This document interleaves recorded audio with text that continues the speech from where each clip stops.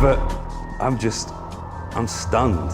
It's either true that I'm stopping it or he's doing something mental. Your mind wants to say, no, this is not happening. It's not real. It's not true. I reject it. I reject everything about it. Fantastic. Quite brilliant.